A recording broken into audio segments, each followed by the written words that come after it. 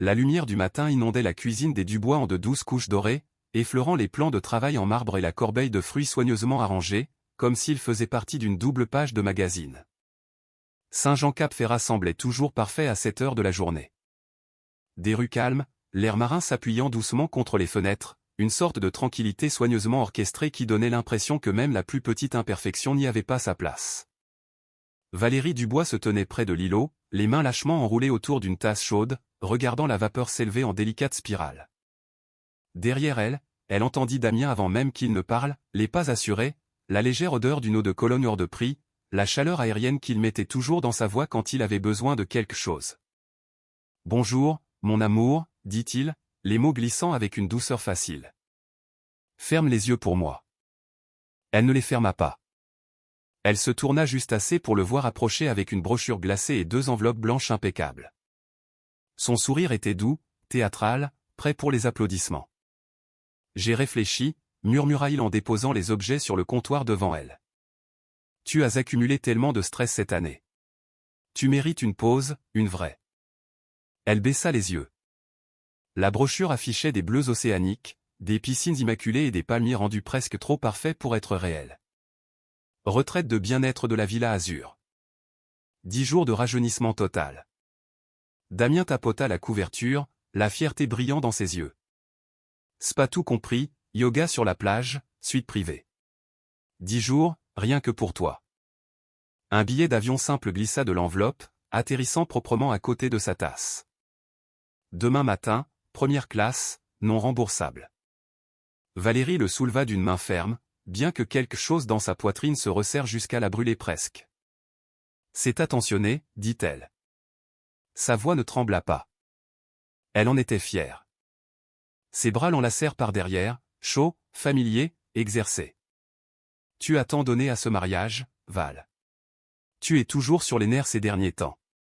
Je veux juste que tu te détendes. Que tu reviennes ressourcé. Il déposa un baiser sur son épaule. Doux, cajoleur, empoisonné. Depuis des mois, elle avait remarqué le changement. Les soudaines soirées tardives au bureau, les SMS qu'il cachait en détournant l'écran, la légère douceur dans l'air qui n'était pas son parfum. Elle avait appris à l'identifier de la même manière qu'elle identifiait le changement des marées à l'extérieur de leurs fenêtres. Calme, subtil, impossible à nier. Le parfum de la trahison, l'appelait elle en privé. L'odeur qui s'infiltrait avant même que la vérité n'ose se montrer.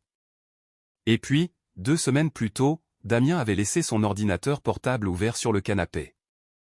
Une erreur rare, une erreur fatale. Elle n'avait pas eu l'intention de regarder, mais l'écran s'était allumé lorsqu'elle était passée devant, révélant un fil de messages qu'elle n'oublierait jamais. Chloé Martin. Bébé, j'ai hâte. Damien, tiens bon. Je l'envoie au loin pendant 10 jours. Toute la maison sera à nous. Valérie avait lu les mots 2 fois, puis 3 fois, jusqu'à ce que les lettres se brouillent. Elle pouvait encore ressentir le froid qui s'était répandu dans sa colonne vertébrale ce jour-là, vif, métallique, précis. Cela avait creusé quelque chose en elle, la confiance, l'espoir, la version d'elle-même qui le croyait. Maintenant, debout dans leur cuisine immaculée, avec la brochure reposant entre eux, elle comprenait la performance qu'il mettait en scène. Il ne lui offrait pas un cadeau. Il faisait de la place, libérait l'espace pour quelqu'un d'autre, comptant sur sa gratitude, sa docilité, son silence. Elle déglutit une fois, puis leva les yeux vers lui avec le sourire le plus doux qu'elle put formuler. « Tu as raison », murmura-t-elle. « Je crois que j'ai besoin d'une pause. » Le soulagement de Damien fut instantané. Il inonda son visage comme un rayon de soleil, éclatant et suffisant. « Tu vois, je savais que tu comprendrais », dit-il en attrapant son café. « Commence à préparer des affaires légères. Tu voudras tes plus belles robes, tes maillots de bain, tout ça. » « Bien sûr, » répondit-elle. Des heures plus tard, à l'étage dans leur vaste dressing, Valérie tira une valise de l'étagère supérieure. La poussière s'envola de la poignée, la même poussière qui s'était doucement déposée sur son mariage bien avant qu'elle ne s'en rende compte. Elle ouvrit la valise et commença à y placer des affaires, mais pas celles que Damien attendait. Pas de robe d'été, pas de maillot de bain, pas de sandales de station balnéaire. Au lieu de cela, elle plia des jeans sombres, un col roulé noir et des chaussures de course. Le genre de vêtements conçus pour le mouvement, pour une intention furtive. Des vêtements faits pour la vérité, pas pour le repos. Lorsqu'elle ferma la valise, un calme étrange l'envahit. Pas la paix, pas encore, mais la clarté. Demain, elle ne s'envolerait pas pour une retraite. Elle marcherait droit vers la vérité qu'il pensait qu'elle n'affronterait jamais. Damien insista pour conduire, faisant teinter les clés avec une aisance déconcertante alors qu'il sortait dans la douce matinée du sud de la France. Le soleil venait à peine de se lever, mais le ciel était déjà peint de couleurs douces et mielées, le genre d'aube qui donnait à la Côte d'Azur des airs de carte postale. Valérie s'installa sur le siège passager, les mains sagement croisées sur les genoux. Pendant que Damien lançait une liste de lectures qu'il savait qu'elle adorait autrefois, les premières notes d'une vieille chanson d'amour envahirent la voiture, sentimentale et trop sucrée. Damien tapotait le volant en rythme, fredonnant, puis chantant ouvertement, presque comme un garçon. « Tu te souviens de celle-là » demanda-t-il avec un sourire qui n'atteignait pas tout à fait ses yeux. Elle hocha la tête, le regard fixé sur les rues défilantes, les pins parasols, les trottoirs propres, la mer Méditerranée pointant le bout de son nez entre des villas construites trop près les unes des autres. « Oui » murmura-t-elle. « Je m'en souviens. » Il augmenta le volume, laissant la chanson enfler autour d'eux comme s'il s'agissait d'une sorte d'adieu romantique. Dans une autre vie, ça l'aurait peut-être été. Mais maintenant, chaque parole joyeuse ressemblait à un fil tirant sur une blessure qu'elle n'avait pas réalisée qui saignait encore. Il se pencha et serra sa main. « Ça va ? Les grands voyages te rendent toujours silencieuse. » Silencieuse, pensa-t-elle, si seulement il savait. L'aéroport de Nice-Côte d'Azur apparut au loin, compact et impeccable, ses toits étincelant sous le soleil. Damien s'engagea dans la voie des départs avec une lenteur théâtrale, s'assurant de trouver la place la plus proche possible. Il se gara, sauta de la voiture et attrapa sa valise avant qu'elle ne puisse la toucher. « Je m'en occupe » insista-t-il joyeusement. « Détends-toi aujourd'hui. Tout ça, c'est pour toi. » Ils marchèrent vers l'entrée, les roulettes de la valise chuchotant sur le trottoir. À l'intérieur, le terminal bourdonnait du doux mouvement matinal, bagages roulants, baisers d'adieu pressés, appels d'embarquement résonnant dans les vastes espaces. Damien mit sa valise debout, puis se tourna vers elle avec une tendresse si sincère qu'elle en devenait presque cruelle. Il la prit dans ses bras, la serrant fort comme s'il l'envoyait vers le grand inconnu. Il embrassa son front, une longue et lente pression de ses lèvres. Pratiquée, familière. « Appelle-moi dès que tu atterris » murmura-t-il. « Je t'attendrai. » Valérie leva les yeux vers lui, étudiant chaque ligne de son visage. L'homme qu'elle adorait autrefois. L'homme avec qui elle avait bâti un foyer. L'homme en qui elle avait confiance. L'homme qui mentait maintenant avec la facilité de respirer. Elle le mémorisa, non par amour, mais pour tourner la page. « Je le ferai » dit-elle doucement.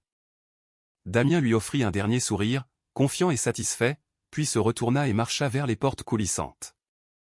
Il ne regarda pas en arrière. Il ne se doutait de rien. Ce n'est que lorsque sa silhouette se fondit dans la foule que Valérie laissa son souffle se briser. Des larmes glissèrent sur ses joues. Non pas par chagrin d'amour, ni même par colère, mais pour l'enterrement silencieux de 10 années.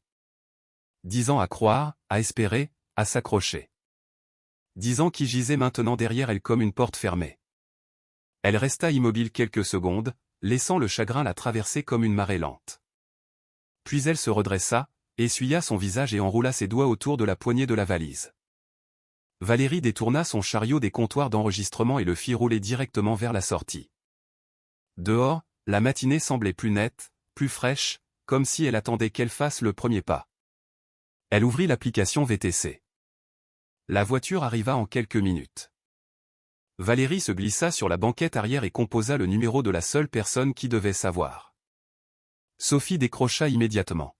« Où es-tu » Valérie regarda par la fenêtre alors que le terminal s'éloignait derrière elle. « Il est parti » dit-elle doucement.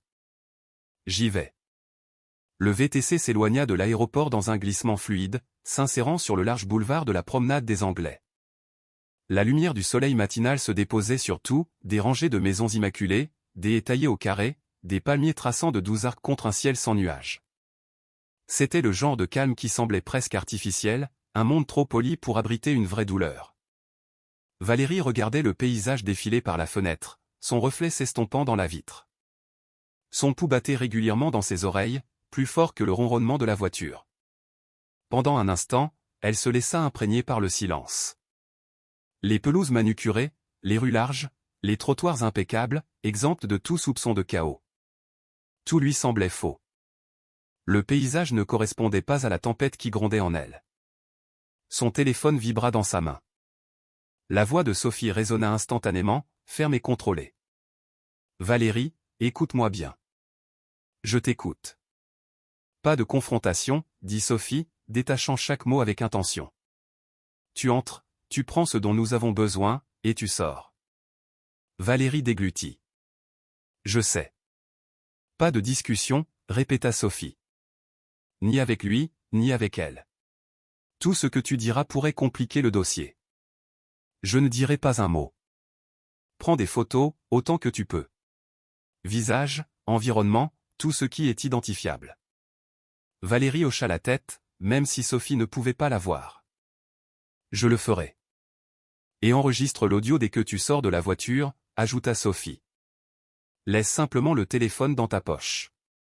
N'y touche plus jusqu'à ce que tu aies fini. Valérie baissa les yeux sur ses doigts tremblants. D'accord. Et Valérie. La voix de Sophie s'adoucit légèrement. Tu dois partir immédiatement après. Ne le laisse pas te parler. Ne le laisse pas s'approcher. Le VTC tourna dans une rue plus calme, bordée de citronniers et d'allées assez grandes pour 3 voitures. Tout dans le quartier respirait la sérénité, comme si la trahison ne pouvait absolument pas prospérer dans un endroit aussi ordonné. Valérie expira lentement. « Je comprends tout ça, dit-elle. Je le comprends, mais... » Sophie insista. Valérie regarda un couple promener son chien, souriant, faisant signe à un jogger qui passait. Elle ne se souvenait pas de la dernière fois où elle et Damien s'étaient souris sans effort. Sa voix tomba à peine au-dessus d'un murmure. « J'ai besoin de le voir, dit-elle.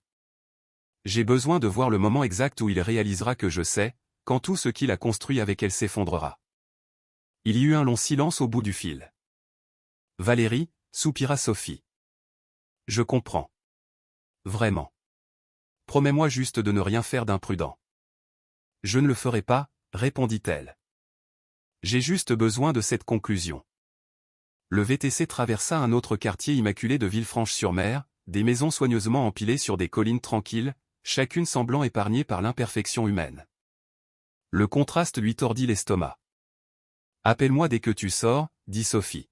« Je le ferai. » Valérie mit fin à l'appel et posa le téléphone sur ses genoux un instant. Elle respirait simplement, mais ses mains ne cessaient de trembler. L'adrénaline picotait sa peau, vive et électrique. Elle serra les poings, voulant les stabiliser. La vérité l'attendait droit devant, silencieuse, dévastatrice, indéniable, et elle s'en approchait kilomètre par kilomètre sans aucune intention de faire demi-tour. Le VTC ralentit pour s'arrêter au bout d'une impasse tranquille, à un pâté de maison de l'adresse que Valérie avait saisie. Le chauffeur la regarda dans le rétroviseur, offrant un sourire poli et ignorant. « Passez une bonne journée, dit-il. Si seulement vous saviez, pensa-t-elle. Elle sortit sur le trottoir, la portière se refermant derrière elle avec un bruit sourd qui résonna bien plus fort dans sa poitrine. L'air ici semblait différent, plus chaud, plus épais, chargé du poids de ce qu'elle savait l'attendre un peu plus loin. La lumière du matin filtrait à travers les platanes, dispersant un or fracturé sur les pelouses bien entretenues. Les oiseaux pépiaient doucement. Quelque part à proximité, un arroseur se mit en marche dans un sifflement. Tout était si douloureusement normal. Valérie commença à marcher un pas lent après l'autre, sa valise roulant derrière elle dans un rythme doux. La rue s'incurvait doucement, menant vers la maison qu'elle avait tant aimée, une demeure à 2 étages de style méditerranéen avec des murs en stuc couleur terre et des volets bleus qu'elle avait choisis elle-même. Elle se souvenait du jour où Damien et elle avaient emménagé, à quel point il était fier, à quel point elle se sentait reconnaissante. Elle avait peint la cuisine, planté les hortensias, disposé les meubles, sélectionné les œuvres d'art. Chaque recoin avait autrefois renfermé de la chaleur. Aujourd'hui, on aurait dit qu'elle s'approchait d'une scène de crime. Son cœur battait à coups sourds et lourds lorsqu'elle tourna au dernier coin. La maison apparut en pleine vue, perchée sur une pente douce avec une vue parfaite sur la vallée en contrebas. Valérie s'arrêta. Le SUV de Damien était garé dans l'allée, légèrement de travers comme toujours. Mais à côté, audacieuse et impossible à ignorer, se trouvait une Mini Cooper rouge vif. Celle de Chloé. Valérie l'avait vue trop de fois. Pendant quelques secondes, elle ne put bouger. Ce spectacle était à la fois une confirmation et une insulte, effrontée, éhontée, jetée à son visage comme une arrière-pensée. Elle pressa ses lèvres l'une contre l'autre jusqu'à ce qu'elle cesse de trembler. Elle était venue ici pour la vérité. La vérité la fixait maintenant directement. Valérie reprit sa marche, plus lentement maintenant, comme si chaque pas creusait un peu plus une plaie. Lorsqu'elle atteignit la porte d'entrée, elle n'hésita pas. Elle plongea la main dans son sac, en sortit sa clé et la glissa dans la serrure. Elle tourna avec un cliquetis familier, le même son qu'elle avait entendu 1000 fois. Elle expira un coup, puis poussa la porte. L'air frais de la maison l'accueillit, portant le léger parfum des bougies à l'eucalyptus qu'elle allumait chaque soir. Mais sous cela, sous la nostalgie, il y avait autre chose. De la musique. Basse, rythmée, intime, et pire encore. Des rires. Valérie se figea juste sur le seuil. Les rires roulaient dans le couloir comme une vague lente, s'imprégnant dans les murs, se moquant d'elle. Elle reconnut le grondement grave de Damien, suivi par le gloussement plus léger et haletant qu'elle savait appartenir à Chloé. Ses doigts se resserrèrent autour de son téléphone. Elle déverrouilla l'écran, lança l'application d'enregistrement et la régla pour capturer chaque son. L'appareil glissa dans la poche de son manteau. Le doux bruissement du tissu fut le seul signe de ce qu'elle venait de faire. Puis elle resta immobile et se contenta d'écouter. La musique provenait du salon, un morceau romantique et entraînant sur lequel elle avait un jour dansé avec Damien dans leur cuisine. Maintenant, il soulignait sa trahison comme le bruit de fond d'un cauchemar. Elle entendit le tintement des verres, le murmure d'un flirt. Damien disant quelque chose qu'elle ne put distinguer, suivi de la réponse murmurée de Chloé. Chaque son était comme une écharde enfoncée sous sa peau. La maison qu'elle avait remplie d'amour n'était plus la sienne. C'était la scène de son chagrin, l'endroit où son mariage était tranquillement, négligemment démantelé. Valérie inspira lentement et régulièrement. Puis elle s'avança plus à l'intérieur. Valérie pressa son dos contre le mur, son souffle silencieux, contrôlé, à peine perceptible. Le couloir était sombre, protégé de la lumière vive du matin qui inondait le salon. De là, elle ne pouvait voir que des fragments, des ombres en mouvement, le bord du grand canapé blanc, le scintillement de leurs reflets dans la table basse en verre. Mais elle n'avait pas besoin de voir leur visage. Leur voix lui disait tout. Damien parla le premier, son ton détendu, désinvolte, presque fier. Elle y a cru, dit-il, totalement. L'estomac de Valérie se noua, mais elle ne bougea pas. La voix de Chloé suivit, chaude et légère, dégoulinante de séduction. Je t'avais dit qu'elle marcherait, le taquina-t-elle. Tu la connais mieux qu'elle ne se connaît elle-même. Damien gloussa, un son facile et satisfait qui faisait autrefois sourire Valérie. 10 jours, dit-il en baissant la voix comme s'il savourait les mots. 10 jours, rien que toi et moi. Toute cette maison pour nous tout seuls. Chloé rit à nouveau, ravie, flattée. Tu es terrible, murmura-t-elle en le tapant légèrement. Valérie put entendre le tapotement ludique de sa main contre son bras.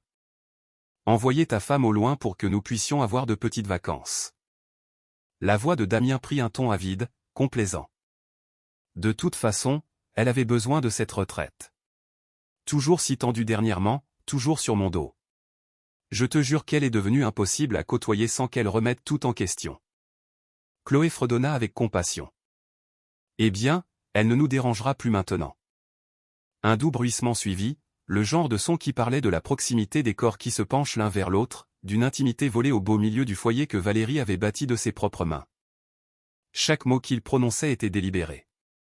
Chaque petit rire creusait une ligne plus profonde dans sa poitrine. Chaque souffle partagé entre eux approfondissait la fissure dans ses côtes. Les doigts de Valérie se recroquevillèrent contre le mur derrière elle, ses ongles s'enfonçant légèrement dans la peinture. Elle garda les yeux fermés un instant, non pas pour se stabiliser, elle avait dépassé ce stade, mais pour absorber pleinement la vérité. Pas la demi-vérité qu'elle soupçonnait depuis des mois, pas les doutes silencieux qui lui murmuraient dans la nuit. C'était la vérité, éhontée et non dissimulée. Son mari n'était pas tiraillé. Il n'était pas confus, ni dépassé, et il ne faisait pas d'erreur. Il était ravi. Il était excité. Il planifiait une vie avec quelqu'un d'autre à l'intérieur des murs même qu'elle avait choisis, décorés et chéris. Une nouvelle vague de rire emplit la pièce. Celui de Chloé, clair et tintant, suivi de l'écho plus grave de Damien. Le son glissa dans le couloir comme une toxine, s'installant dans les poumons de Valérie, et puis quelque chose en elle changea. Le chagrin qui s'était accroché à ses côtes depuis des semaines, dense, suffocant, se desserra soudainement. Ce qui le remplaça ne fut pas de la tristesse. Ce n'était ni du désespoir, ni de l'hystérie. C'était de la clarté. Froide, exacte, chirurgicale. Valérie ouvrit les yeux et respira lentement, délibérément. Elle s'éloigna du mur, redressant le dos jusqu'à ce que sa posture s'aligne avec l'acier qui se formait en elle. Le tremblement de ses doigts s'apaisa. La brûlure dans sa gorge se dissipa. Les battements de son cœur ralentirent pour devenir réguliers et résolus. Elle regarda dans le couloir, non pas vers eux, mais vers l'espace entre elle et le salon. Cela ressemblait à un seuil. Une fois franchi, il n'y aurait plus de retour en arrière. La voix de Chloé s'éleva à nouveau, taquine. « Alors, qu'est-ce qu'on fait en premier ?» Damien répondit d'un ton si suffisant qu'il en résonna presque. « Tout ce qu'on veut. » La mâchoire de Valérie se contracta. « Ça suffit. » Elle prit une dernière inspiration, nette et ancrée. « Il est temps d'en finir. » Et avec un calme qui ressemblait étrangement à du pouvoir, Valérie s'avança, laissant les ombres derrière elle. Elle sortit du couloir et entra dans le salon, abandonnant les ténèbres comme une peau mue. La pièce l'accueillit avec un bain de soleil azuréen éclatant, presque aveuglant, chaud et doré, se déversant par les immenses baies vitrées qu'elle polissait autrefois chaque samedi matin. La lumière illuminait tout avec une clarté impitoyable, en particulier eux. Damien et Chloé étaient confortablement allongés sur le canapé blanc. Chloé était blottie contre lui, les jambes repliées sous elle, sa peau nue luisant sous le soleil. Elle ne portait rien d'autre que la chemise déboutonnée de Damien, sa préférée, la bleue marine, le tissu glissant d'une épaule d'une manière qui laissait peu de place à l'imagination. Ses cheveux étaient ébouriffés, ce genre de désordre qui venait de mains passant dedans. Les mains de Damien. Valérie ne s'arrêta pas. Elle ne respira pas. Elle leva simplement son téléphone. Le premier flash éclata dans la pièce avec un claquement blanc et sec, assez lumineux pour trancher à travers la musique, assez lumineux pour ressembler à un coup de tonnerre. Cela aurait tout aussi bien pu être un coup de feu. Chloé se redressa brusquement avec un halètement surpris, les yeux écarquillés et vagues. La tête de Damien se tourna si vite que le canapé craqua sous lui. Pendant un instant, aucun d'eux ne comprit ce qui se passait. Ils fixèrent simplement la lumière. Valérie appuya de nouveau sur le déclencheur. Flash. La bouche de Chloé s'ouvrit, tremblante, cherchant des mots qui ne venaient pas. Elle s'agrippa au bord de la chemise, tâtonnant. Désespérée de couvrir sa poitrine. Le tissu glissa entre ses doigts. Flash. Damien se précipita pour se lever, renversant presque le verre de vin sur la table basse. Son visage devint pâle, puis rouge tacheté, puis de nouveau d'une pâleur fantomatique alors que la signification du moment pénétrait son esprit. Valérie, réussit-il à étouffer. Valérie, attends. Qu'est-ce que tu fais ici? Flash. Il cacha son visage, titubant d'un pas en avant, puis d'un autre. La panique montait dans sa voix. Arrête de prendre des photos. Arrête. Mais Valérie ne s'arrêta pas. Flash. Ses mouvements étaient réguliers, cliniques, comme si elle ne documentait pas une liaison, mais recueillait des preuves sur une scène de crime. En un sens, c'était le cas. Chaque éclat de lumière était un jugement silencieux, une justice silencieuse, un châtiment silencieux. Flash. Le rythme de l'obturateur remplissait la pièce. Sec, mécanique, impitoyable. Chloé retrouva finalement sa voix. Stridente et brisée. Oh mon Dieu! Oh mon Dieu! Damien, fais quelque chose. Elle referma la chemise d'une main et recula, glissant presque du canapé. Damien s'avança vers Valérie, un bras levé dans une tentative inutile de cacher son visage. Valérie, écoute. Ce n'est pas ce que tu crois. Un autre flash coupa ses mots. Pas ce que tu crois. Le mensonge le plus cliché du monde. Il avait l'audace de tendre la main vers elle à l'intérieur de sa propre maison tout en portant l'odeur d'une autre femme. Valérie abaissa le téléphone juste assez longtemps pour le regarder pleinement. Pour la première fois depuis des semaines, voire des mois, son expression ne vacilla pas. Pas de peur, pas de chagrin, seulement de la détermination. Froide et intacte, Chloé était maintenant accroupie sur le canapé, tirant la chemise fermée comme une armure. « S'il vous plaît, ne postez pas ça », balbutia-t-elle. « S'il te plaît, ce n'était pas », commença Damien. Valérie ne se tourna même pas vers Chloé. La voix de Damien se brisa alors qu'il essayait à nouveau. « Valérie, chérie, s'il te plaît. Est-ce qu'on peut juste? Est-ce qu'on peut parler ?» Elle le fixa, sans ciller. Puis flash, un autre flash, et encore un flash. Chaque photo était un verdict. Chaque flash était une sentence. Damien baissa lentement la main, l'effroi vaincu écarquillant ses yeux. « Valérie, qu'est-ce que tu fais ici ?» Finalement, elle baissa le téléphone. Le silence était plus épais que la lumière du soleil autour d'eux. Elle ne répondit pas. Elle n'en avait pas besoin. Damien s'élança en avant, un bras levé. Sa main tremblait alors qu'il essayait de bloquer l'objectif. « Arrête ça, Valérie.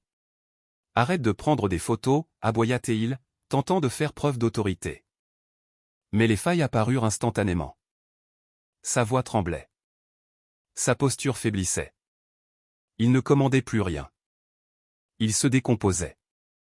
Valérie leva le téléphone de quelques centimètres, son expression illisible. Chloé se leva précipitamment, la chemise glissant dangereusement d'une épaule alors qu'elle s'agrippait au tissu. Sa voix sortit, fine, à bout de souffle. « S'il vous plaît, pouvons-nous juste. Laissez-nous vous expliquer ?» Valérie ne lui lança même pas un regard. Non. Le seul mot atterrit comme une pierre. Définitif, lourd, sans laisser de place à l'air. La bouche de Chloé se referma d'un coup sec. Damien fit un autre pas tremblant vers Valérie, son ton passant de la colère à la supplication en une fraction de seconde. « Valérie, s'il te plaît, tu réagis de façon excessive. On peut en parler, d'accord ? Ce n'est pas ce que tu penses. » Sa poitrine se soulevait. « Pose juste le téléphone. » J'ai dit, non.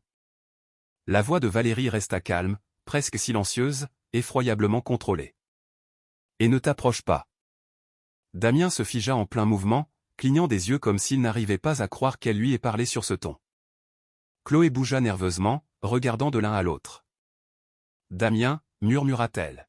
« Fais quelque chose. » Il déglutit difficilement et essaya de nouveau, cette fois en baissant les épaules, en adoucissant son visage, jouant le rôle qu'elle avait vu 100 de fois. « Mon cœur, écoute. Tu n'étais pas censé voir ça. Je ne voulais pas te blesser. Tu as juste été si stressée et distante ces derniers temps. Et moi. » Valérie leva une main et le coupa. « Ne fais pas semblant que cela a commencé parce que j'étais stressée, ou distante, ou quoi que ce soit d'autre que tu veuilles me reprocher. » Damien ouvrit la bouche, mais elle continua avant qu'il ne puisse remplir la pièce d'un autre mensonge. « Et avant que l'un de vous ne demande, soyons clairs. » Elle leva légèrement le téléphone. « Je suis Valérie Dubois. » Chloé blêmit, perdant le peu de couleur qui restait sur son visage. « Vous êtes sa femme. » La peur dans sa voix n'était pas de la culpabilité. C'était la réalisation soudaine de ce que cela signifiait pour elle. Son travail, sa réputation, son avenir. Damien se tourna brusquement vers Chloé. Elle le savait. D'accord. Elle le sait depuis un moment. Je ne pensais pas, ne l'implique pas là-dedans, dit simplement Valérie. Elle en a fait assez. Vous deux, vous en avez fait assez. La mâchoire de Damien se contracta. Frustration, désespoir et incrédulité se faisaient la guerre sur son visage. Valérie, si tu voulais juste me donner ce téléphone. Il fit un bond soudain et maladroit en avant. Valérie recula immédiatement. Ne me touche pas. Le ton était doux. Mais l'avertissement était mortel. Damien se figea au milieu de son geste.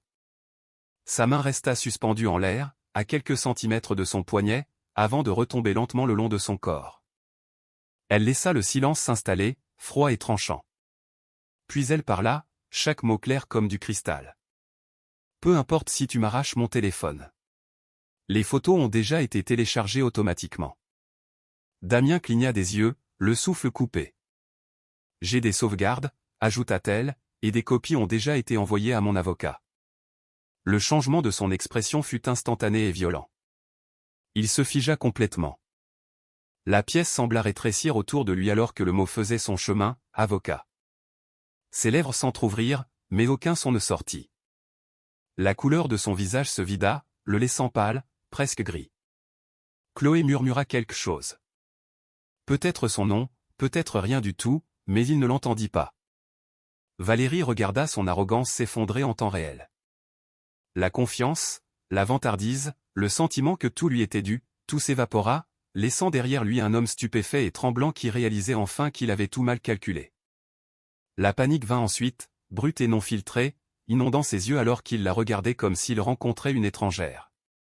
Une étrangère qui détenait soudainement tout le pouvoir qu'il pensait posséder. Valérie ne sourit pas. Elle ne jubila pas. Elle se tint simplement là, tenant la vérité dans sa main, pendant que Damien Dubois se brisait enfin. Pendant plusieurs secondes, la pièce retint son souffle. Damien resta figé sur place, son visage étant une toile mouvante d'incrédulité, d'effroi et de quelque chose qui s'apparentait à de l'horreur. Chloé restait en retrait derrière lui, serrant la chemise fermée avec des doigts tremblants.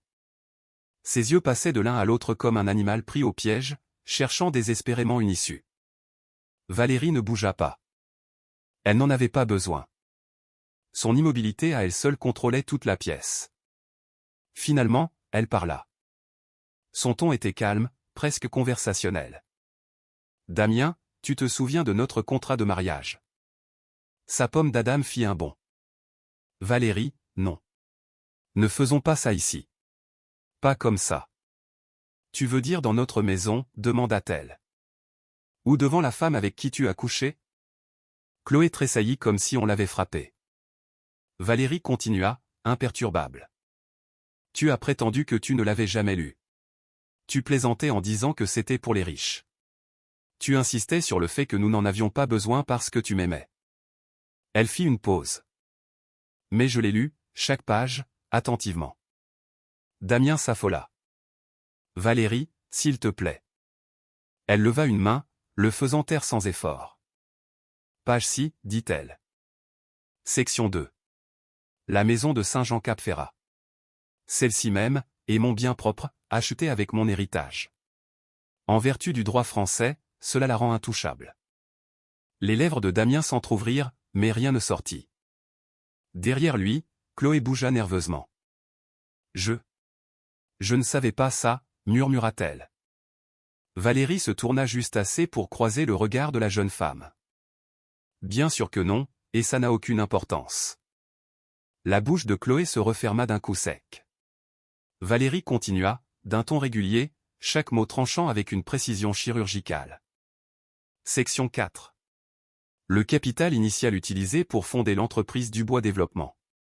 Cela ne venait pas de tes économies. Son regard se verrouilla sur Damien. Cela venait de mon fonds de dotation, ce qui signifie que la majorité de ton entreprise, de ses actifs, de ses comptes, de ses contrats, m'appartient légalement. Damien recula d'un pas en titubant. Ça. Non, Valérie, ce n'est pas. Non, tu ne peux pas. Mon avocat te le confirmera. Ton avocat te confirmera chaque mot que je viens de prononcer. Un faible gémissement s'échappa de la gorge de Chloé. Mais Valérie n'avait pas terminé. Section 9, dit-elle doucement, presque tendrement. La clause d'infidélité. Tu te souviens de celle-là? Les genoux de Damien semblèrent faiblir. Sa main agrippa le dossier du canapé comme s'il en avait besoin pour rester debout. Cette clause, poursuivit Valérie, me donne le contrôle total de nos biens communs. Chaque compte, chaque investissement, chaque propriété acquise après notre mariage. Une pause. Et puisque tu as généreusement fourni les preuves toi-même à travers des messages, des photos, et ta charmante petite performance d'aujourd'hui, je vais l'invoquer dans son intégralité. Les yeux de Chloé s'emplirent de larmes. Je ne savais pas qu'il était marié, murmura-t-elle désespérément. Il a dit que vous étiez séparés. Il a dit que vous étiez froide. Et... Stop. Le mot claqua dans la pièce comme de la glace qui se brise. Je ne suis pas intéressé par tes excuses ou par ces mensonges. Chloé se recroquevilla visiblement, s'enfonçant dans le canapé. Damien, cependant, s'élança à nouveau en avant, le désespoir prenant le dessus. Valérie, écoute-moi, supplia-t-il. S'il te plaît, c'était une erreur. J'étais confus. Tu n'es plus toi-même ces derniers temps. Tu es toujours stressée, toujours méfiante, et j'ai tout gâché. D'accord. Son expression ne changea pas. Il essaya à nouveau, la voix brisée. On peut arranger ça. Je vais rompre avec elle aujourd'hui. Tout de suite. Pose juste ce téléphone et on peut parler. S'il te plaît, Valérie. Je t'en supplie. Tu aurais dû supplier avant de l'inviter chez moi. Son visage se crispa. Puis, de manière prévisible, il changea de ton. Sa voix se fit plus aiguë, cassante de colère. C'est ce que tu voulais, n'est-ce pas? Tu m'as piégé. Tu as orchestré tout ça. Tu fais ça pour tout me prendre. Elle se dirigea vers la porte, d'un calme absolu. Non, Damien, c'est toi qui as fait ça, et tu te le es fait à toi-même. Elle ouvrit la porte, laissant le soleil se déverser derrière elle comme un verdict final. Vous avez 30 minutes, dit-elle. Que vous soyez tous les deux hors de cette maison avant que je ne revienne avec mon avocat. Le visage de Damien se vida de ses derniers restes de bravoure. Pour la première fois de la matinée, Valérie la vit. La vraie peur, non pas de la perdre, elle, mais de perdre tout ce qu'il pensait pouvoir garder. Elle ne regarda pas en arrière. Elle n'en avait pas besoin. Valérie ne retourna pas à la maison ce soir-là. Elle n'y retourna pas non plus le lendemain. Au lieu de cela, elle resta dans la chambre d'amis tranquille de la maison de ville de Sophie Renaud à Nice, un espace chaleureux et ordonné qui semblait être l'exact opposé du chaos qu'elle venait de traverser. Sophie avait insisté pour qu'elle reste aussi longtemps qu'elle en aurait besoin, et Valérie avait accepté sans discuter. Pour la première fois depuis des semaines, elle dormit sans le poids de la dissimulation sur sa poitrine. Damien, cependant, ne se reposa pas. Son téléphone vibrait sans relâche, chaque heure, toutes les quelques minutes, et parfois toutes les secondes. Au début vinrent les excuses, de longs paragraphes décousus remplis de regrets. Valérie, j'ai tout gâché. S'il te plaît, rentre à la maison. Laisse-moi t'expliquer. Ça ne signifiait rien. Tu signifies tout. S'il te plaît, ne jette pas notre vie en l'air. Lorsqu'elle ne répondit pas, il passa à l'étape suivante aussi facilement qu'on appuie sur un interrupteur. Colère, accusation, fureur. Tu m'as pris par surprise. Tu m'as piégé. Si tu essaies de prendre l'entreprise, je te combattrai. Tu ne gagneras pas. Valérie plaçait le téléphone face vers le bas sur la table de nuit à chaque fois. Son expression restait inchangée. Sophie vit les messages une fois, secoua lentement la tête et dit, prévisible. Au troisième jour, le ton de Damien se brisa en quelque chose de brut. Quelque chose de détraqué. L'étape du désespoir. S'il te plaît, réponds-moi. On peut arranger ça. Dis-moi juste ce que tu veux. Je suis désolé. S'il te plaît, Valérie, je t'en supplie. Ne me quitte pas. Valérie lisait les messages sans émotion, comme si elle passait en revue des textos envoyés à quelqu'un d'autre. L'homme qui les écrivait n'appartenait plus à son monde, et elle n'avait aucune intention d'y retourner. Elle finit par mettre la conversation en sourdine. Sophie resta concentrée sur le travail. Le matin du 4e jour, elle entra dans la chambre d'amis avec 2 tasses de café et un dossier épais de pages imprimées. C'est l'heure, dit-elle simplement. Valérie s'assit plus droite. Tout est prêt. Tout, confirma Sophie, ouvrant le dossier sur le lit entre elles. Les photos du salon.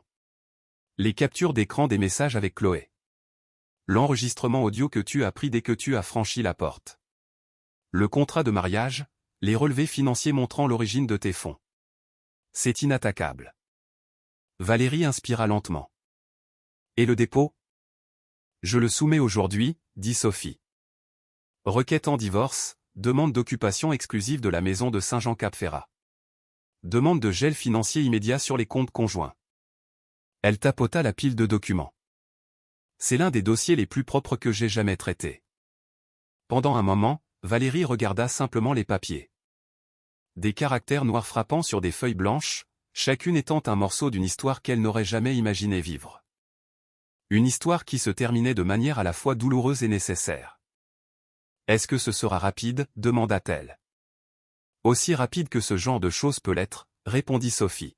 « Mais avec les preuves que tu as et avec la clause d'infidélité, tu es dans une position très forte. » Valérie hocha la tête. Pas de triomphe, pas de chaleur, juste une compréhension silencieuse. Sophie posa une main sur son épaule, pour l'ancrer. « Tu as déjà fait le plus dur » dit-elle doucement. « Maintenant, laisse la procédure suivre son cours. » Plus tard dans l'après-midi, alors que le soleil filtrait à travers de fins nuages gris, Sophie déposa la requête par voie électronique auprès du tribunal judiciaire de Nice. Un simple clic, une confirmation numérique, un changement dans l'air. C'était fait. Le mariage n'était pas encore terminé, pas légalement, mais la machine était lancée. Rapide, ferme, imparable. Et Valérie ne regarda pas en arrière. La salle d'audience du tribunal judiciaire de Nice était lumineuse, moderne et d'un silence impitoyable. La lumière du soleil entrait par les hautes fenêtres, se reflétant sur les sols polis et les lignes épurées du bureau du juge. C'était le genre de pièce où la vérité avait du poids, et où les théâtralités s'évaporaient rapidement.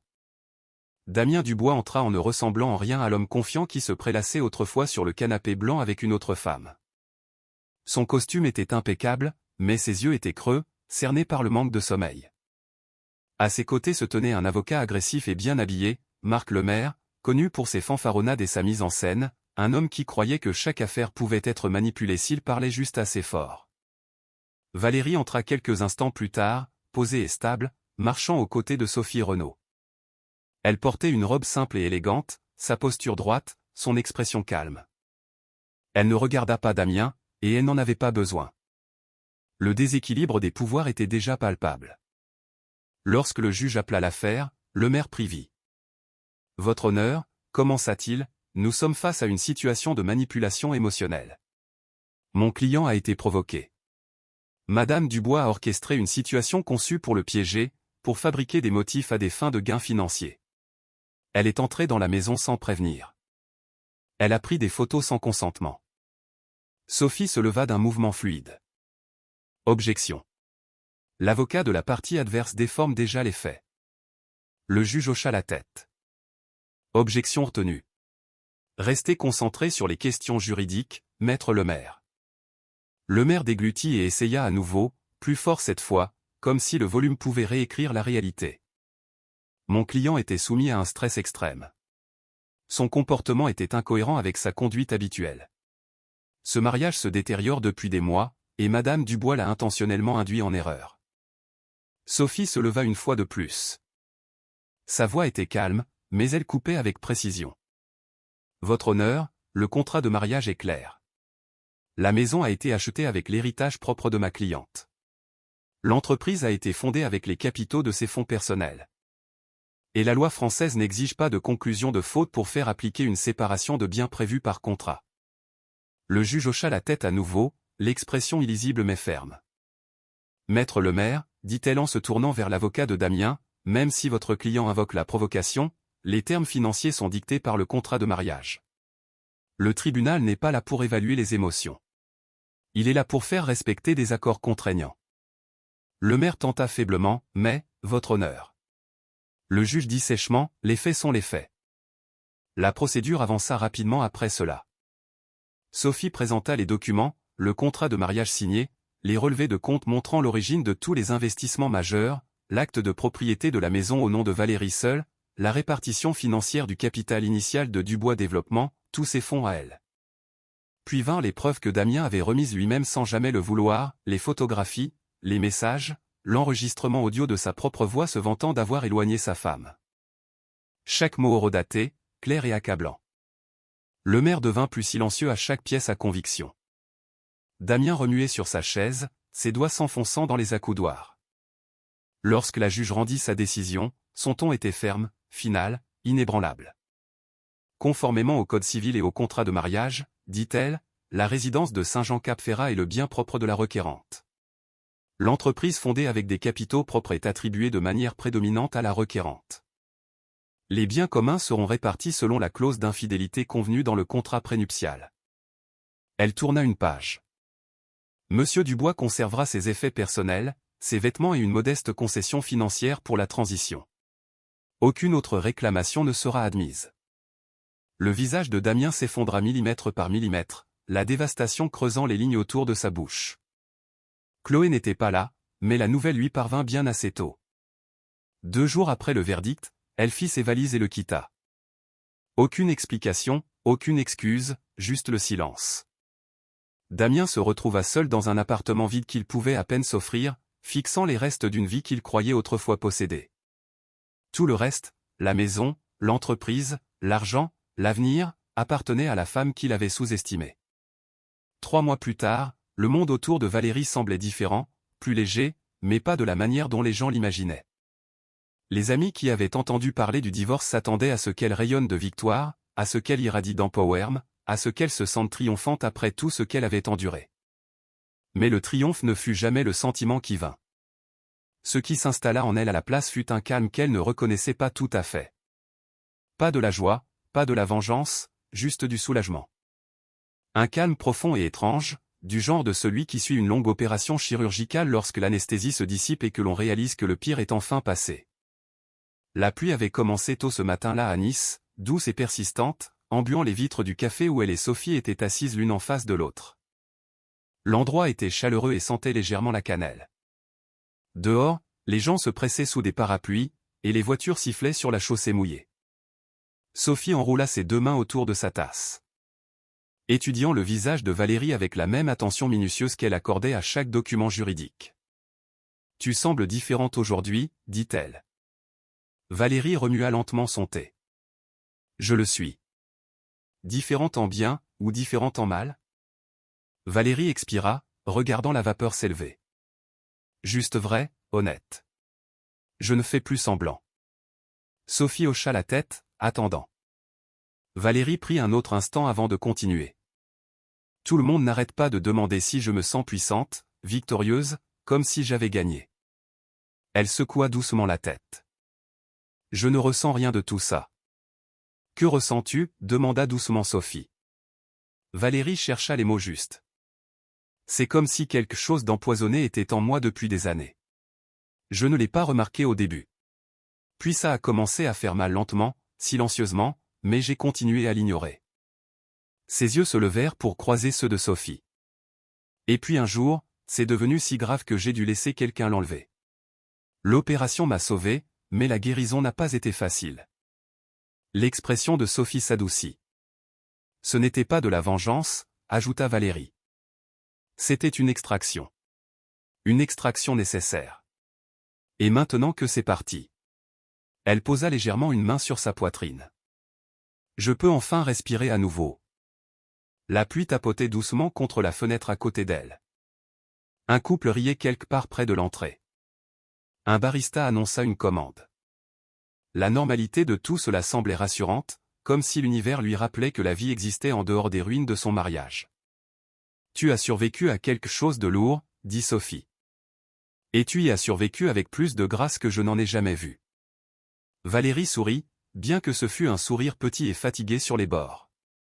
La grâce n'était pas le but. C'était juste la seule façon que je connaissais de traverser ça. Elles tombèrent dans un rythme tranquille, sirotant leur boisson, laissant la mélancolie paisible d'une journée pluvieuse s'installer autour d'elle. Après un moment, Sophie se pencha en arrière et l'étudia à nouveau. Alors, dit-elle d'un ton léger, que se passe-t-il maintenant? Valérie ne répondit pas immédiatement. Au lieu de cela, elle plongea la main dans son sac, celui en cuir qu'elle avait acheté il y a des années, et presque jeté la nuit où elle avait découvert la liaison. Elle détacha le fermoir, chercha au-delà de son portefeuille et d'un trousseau de clés, et en sortit un simple morceau de papier plié. Sophie haussa un sourcil.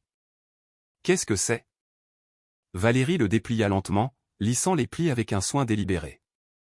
Les coins étaient usés par ses doigts qui les avaient retracés encore et encore dans des moments de silence. Sur la table entre elles reposait un billet d'avion simple. Sophie se pencha en avant, les yeux écarquillés. « Valérie » murmura-t-elle. « C'est un aller simple. » Valérie hocha la tête, une certitude calme s'installant sur son visage. « Je crois, dit-elle doucement, qu'il est temps d'aller quelque part où j'ai toujours voulu être, sans jamais m'y autoriser. » La pluie à l'extérieur continuait de tomber, régulière et purificatrice comme si le ciel était d'accord avec elle. Le billet reposait entre elles sur la table du café, son encre nette et indéniable. Rome, Italie, aller simple, pour la première fois depuis ce qui semblait être des années. Le sourire de Valérie ne semblait pas emprunté, ni forcé, ni soigneusement assemblé pour le confort de quelqu'un d'autre. Il s'éleva lentement, naturellement, s'étirant sur son visage avec une chaleur tranquille qu'elle reconnaissait à peine. Sophie laissa échapper un petit rire doux. « Alors, c'est ton prochain chapitre. »« Ça l'est, » dit Valérie. Enfin. Elle traça du bout du doigt le bord du billet, sentant le papier fin sous son toucher. Elle l'avait tenu tant de fois au cours des 3 derniers mois que les coins s'étaient ramollis. Mais à chaque fois qu'elle le regardait, son souffle se coupait de la même manière.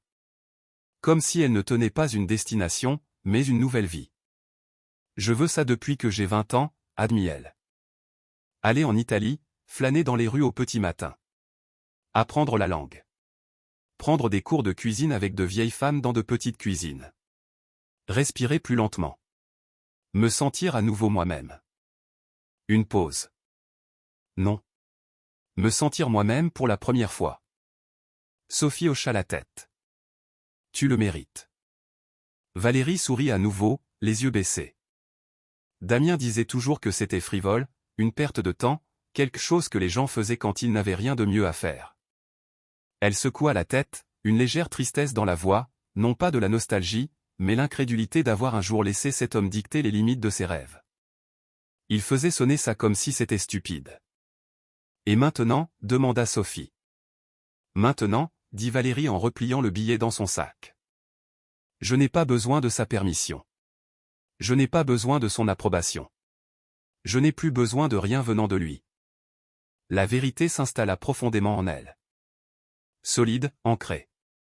Pendant le reste de l'après-midi, elles parlèrent de logistique, de garde-meubles, de réexpédition de courriers, des villes d'Italie qui étaient sûres pour les voyageuses en solo, des quartiers de Rome qui étaient à la fois animés et paisibles. Mais même en discutant des détails, Valérie sentit quelque chose dériver en elle, un relâchement et un détachement. Lorsqu'elle sortit enfin dans la soirée bruineuse de Nice, elle laissa la brume fraîche toucher son visage. Cela sentait la chaussée mouillée, l'eucalyptus et les adieux tranquilles. Elle rentra chez elle. Sa maison désormais, la demeure de Saint-Jean-Cap-Ferrat, récupérée et purifiée, débarrassée de ses fantômes. Le temps qu'elle arrive, les nuages commençaient à se dissiper, révélant des traînées d'un bleu azur doux. L'air semblait étrangement doux. À l'intérieur, la maison était calme. Elle avait repeint le salon, réarrangé les meubles, enlevé tout ce qui portait autrefois l'odeur ou la présence de Damien. Le canapé blanc avait disparu. Les murs étaient neufs. Même l'éclairage semblait différent. Cette maison avait été meurtrie par la trahison, mais elle avait guéri à ses côtés. Valérie monta à l'étage dans sa chambre, ouvrit les rideaux et se tint devant la grande fenêtre qui surplombait la vaste vallée en contrebas. Le ciel s'ouvrait dans un or pâle, les derniers restes de pluie accrochant la lumière comme des diamants éparpillés. Elle posa sa paume contre la vitre. Pendant des années, elle s'était imaginée debout à côté de Damien dans des moments comme celui-ci, partageant des couchers de soleil, partageant des rêves, partageant une vie. Mais elle comprenait maintenant qu'elle avait été seule depuis le début. Elle avait aimé quelqu'un qui ne l'avait jamais vraiment vu, et elle s'était accrochée à un mariage qui lui avait glissé entre les doigts depuis longtemps. Pourtant, elle était là, plus forte d'avoir été brisée. Elle inspira profondément, laissant l'air remplir ses poumons jusqu'à ce que quelque chose en elle se desserre complètement. La lourdeur qu'elle avait portée pendant des années tomba comme une vieille peau. Son reflet dans la vitre la regardait. Pas la femme qui avait enduré, pas la femme qui avait douté, mais la femme qui s'était enfin choisie elle-même. « Maintenant, je peux y aller » murmura-t-elle. Ce n'était pas une déclaration. Ce n'était pas un cri de victoire. C'était une vérité. Calme, stable, gagnée par le feu. Demain, elle embarquerait dans un avion pour Rome avec une seule valise, un cœur ouvert et aucune date de retour. Ce n'était pas une fuite. C'était une renaissance.